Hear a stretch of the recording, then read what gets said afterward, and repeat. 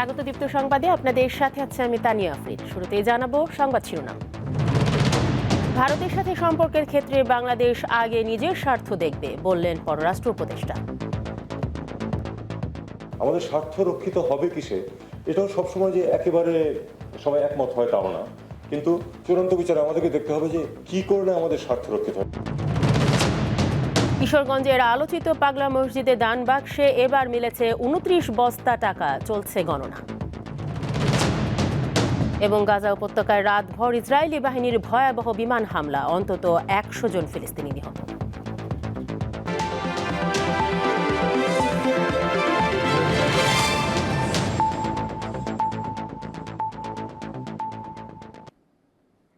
দেখছিলেন শিরোনাম, এবারে পুরো খবর।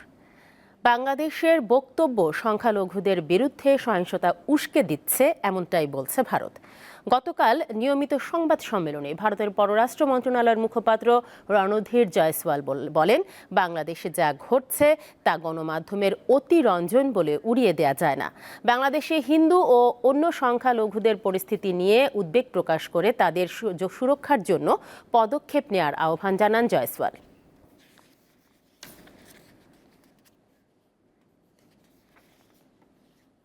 চট্টগ্রামে আইনজীবী সাইফুল ইসলাম আলিফকে হত্যার ঘটনায় মামলা করেছেন তার বাবা জামাল উদ্দিন। এতে 31 জনের নাম উল্লেখ করা হয়েছে। গত রাতে কোতোয়ালি থানায় মামলাটি দায়ের করেন তিনি। এছাড়াও আদালত চত্বরে হামলা ভাঙচুরের ঘটনায় 115 জনের নাম উল্লেখ করে কোতোয়ালি থানায় আরও একটি মামলা করেছেন নিহতের ভাই। ইসকনের সাবেক নেতা চিন্ময় কৃষ্ণ দাসের জামিন নামঞ্জুরে ঘটনাকে কেন্দ্র করে মঙ্গলবার চট্টগ্রামের আদালত এলাকায় সহিংসতা ছড়িয়ে পড়ে।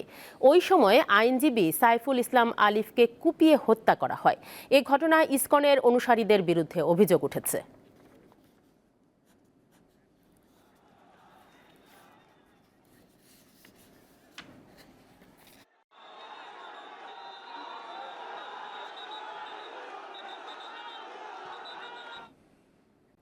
ভারতের সাথে সম্পর্কের ক্ষেত্রে বাংলাদেশ আগে নিজের স্বার্থ দেখবে বলে জানিয়েছেন পররাষ্ট্র উপদেষ্টা মোহাম্মদ তৌহিদ হোসেন।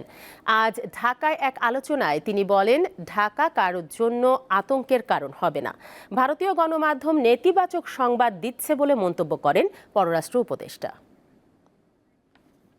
বাংলাদেশ ভারত সম্পর্ক কথা এবং ভবিষ্যৎ শিরোনামে শনিবার আলোচনার আয়োজন করে নর্থ সাউথ ইউনিভার্সিটি। এতে দুই দেশের সম্পর্কের বিভিন্ন দিক নিয়ে আলোচনা করেন বক্তারা। উঠে আসে ঢাকা দিল্লির টানাপোড়েনের বিষয়ও।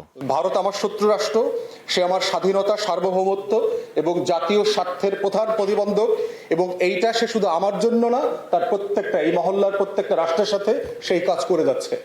এখন আলোচনা হবে আমাদের লেনদেনের জায়গাটা কোথায়, আমি কি দেব কি নেব। পলিটিক্যাল ডিফারেন্সের জন্যই আমাদেরকে শান্তি বাহিনীর সাথে যুদ্ধ করতে হয়েছিল। এখন কি ভারত মনে করছে স্বৈরাচার সরকার চলে যাওয়ার পরে এটা পলিটিক্যাল ডিফারেন্স হচ্ছে কিনা?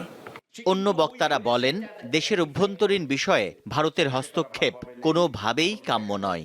যারা এখানে গণধিকৃত এবং পলাতক তাদেরকে আশ্রয় দিয়েছে, শুধু আশ্রয় দেওয়া নয়, তাদেরকে নিয়ে বিভিন্ন ধরনের ষড়যন্ত্র করছে। দিতে এমন অবস্থা করেছে যে বাংলাদেশের বেসিক্যালি কোনো বার্গেনিং টুলস আর ছিল না। আজকে যে নতুন অবস্থার মধ্যে আমরা পড়েছি, যে সংকটটার মধ্যে পড়েছি, আমাদের যেটা সিকিউরিটি থ্রেট সামনে এসে গেল, এখানে আমরা কিভাবে মোকাবেলা করব। আমাদের জাতীয় ঐক্যের কথা উঠেছে, জাতীয় ঐক্য ভীষণ প্রধান। আমরা অত্যন্ত সংকটের মধ্য দিয়ে আমাদের দেশ যাচ্ছে। অনুষ্ঠানে পররাষ্ট্র উপদেষ্টা বলেন, বাংলাদেশ সমতার নীতিতে বিভিন্ন দেশের সঙ্গে সম্পর্ক বজায় রাখবে। খুব বেশি অ্যাগ্রেসিভ হলে যে আমাদের স্বার্থ রক্ষিত হবে তাদের দ্বারা, আমাদের স্বার্থ রক্ষিত হবে কিসে, এটাও সবসময় যে একেবারে সবাই একমত হয় তাও না, কিন্তু চূড়ান্ত বিচারে আমাদেরকে দেখতে হবে যে কি করলে আমাদের স্বার্থ রক্ষিত হয়। মূল উদ্দেশ্যটা থাকবে আমাদের সক্ষমতা বাড়ানো, সক্ষমতা আন্তর্জাতিক পর্যায়ে এবং সক্ষমতা আমাদের অভ্যন্তরীণ পর্যায়ে। ভারতীয় গণমাধ্যম দুই দেশের সম্পর্কের ক্ষেত্রে নেতিবাচক প্রভাব ফেলছে বলে মন্তব্য করেন এই উপদেষ্টা। ভারতীয় মিডিয়া যে ভূমিকা নিয়েছে, এটা কোনো অবস্থাতেই দুই দেশের মধ্যে স্বাভাবিক সম্পর্ক প্রতিষ্ঠার জন্য সহায়ক না, প্রতিবন্ধক। এটা একটা দুই দেশের মধ্যে সম্পর্ক এমন হবে যেন উভয় দেশেরই স্বার্থ সম্মিলিত। তানভীর খন্দকার, দীপ্ত সংবাদ, ঢাকা। 10 দিনের সফরে লন্ডনের উদ্দেশ্যে সকালে ঢাকা ছেড়েছেন বিএনপির মহাসচিব মির্জা ফখরুল ইসলাম আলমগীর। সকাল 8টা 20 দিকে বাংলাদেশ বিমানের একটি ফ্লাইটে স্ত্রীকে নিয়ে ঢাকা ছাড়েন তিনি। বিষয়টি নিশ্চিত করেছে বিএনপির মিডিয়া সেল। দলীয় কর্মসূচিতে অংশ নেওয়ার পাশাপাশি মির্জা ফখরুল বিএনপির ভারপ্রাপ্ত চেয়ারম্যান তারেক রহমানের সঙ্গে দেখা করবেন বলে জানা গেছে। 11 ডিসেম্বর ফখরুলের দেশে ফেরার কথা রয়েছে। কিশোরগঞ্জের পাগলা মসজিদের দান বাক্সে এবার মিলল 29 বস্তা টাকা। এখন চলছে গণনা। 3 মাস 14 দিন পর আজ সকালে মসজিদের 11টি দান বাক্স খোলা হয়েছে। কিশোরগঞ্জের জেলা প্রশাসক ও পাগলা মসজিদ পরিচালনা কমিটির সভাপতি ফৌজিয়া খান ও পুলিশ সুপার মোহাম্মদ হাসান চৌধুরীর উপস্থিতিতে বাক্সগুলো খোলা হয়। উপস্থিত ছিলেন সেনাবাহিনী, পুলিশ ও আনসার সদস্যরা।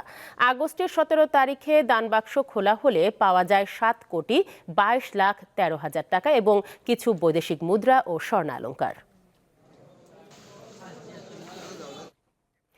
দর্শক, কিশোরগঞ্জের পাগলা মসজিদের দান বাক্সের টাকার খবর জানাতে যুক্ত হচ্ছেন আমাদের সহকর্মী তোফায়েল আহমেদ। তোফায়েল, গণনা কতটা এগিয়েছে আর কখন নাগাদ শেষ হতে পারে, আর এখন পর্যন্ত কত টাকা গোনা শেষ হয়েছে?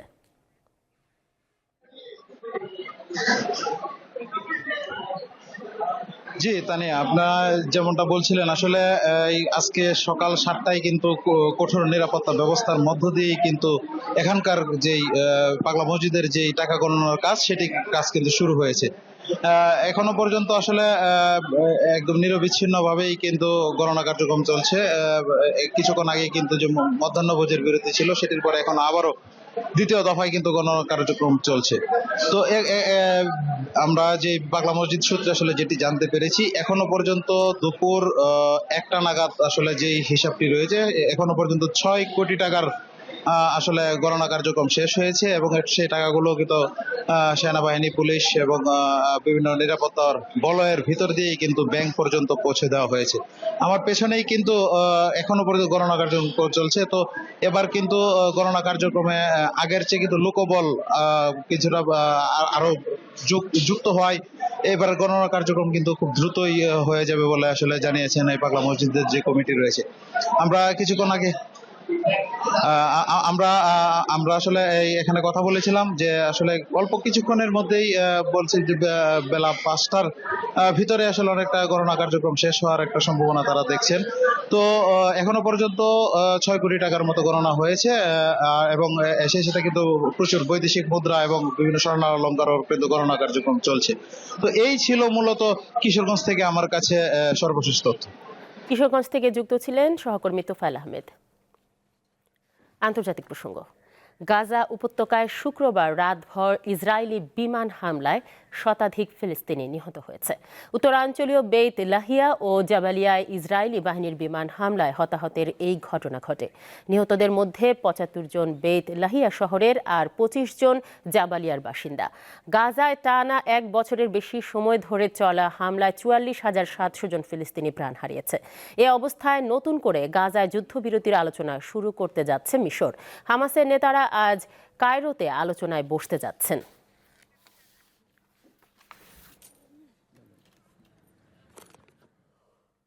শেষ করব দীপ্ত সংবাদ, তবে যাবার আগে সংবাদ শিরোনামগুলো জানাবো আরো একবার। ভারতের সাথে সম্পর্কের ক্ষেত্রে বাংলাদেশ আগে নিজের স্বার্থ দেখবে, বললেন পররাষ্ট্র উপদেষ্টা। কিশোরগঞ্জের আলোচিত পাগলা মসজিদের দান বাক্সে এবার মিলেছে 29 বস্তা টাকা, চলছে গণনা।